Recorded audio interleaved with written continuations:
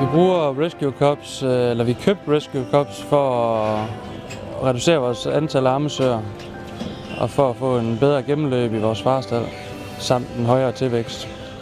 Og det lykkes.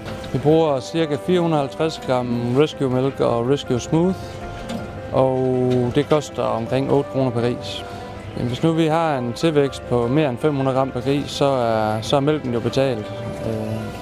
Fordelen ved det lave antal ammesøer er jo så en benefit. Og vi føler også, at grisene de performer bedre i smågrisstanden. Man hælder vandet og mælken heroppe i og omrører på kontakten derovre.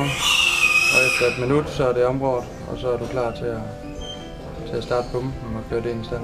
Vi har kunnet mærke, at søerne kan passe flere grise. Altså, vi lægger søerne op med antal patter plus 2.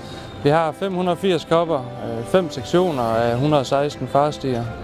Og der går vi fra at have mellem 21 og 2200 søer, og så kommer vi op på 2500. Rescue Cupsen skal være med til at nå vores mål på 35 grise per år så, med en okay fravændingsvægt på ca. 7 kg.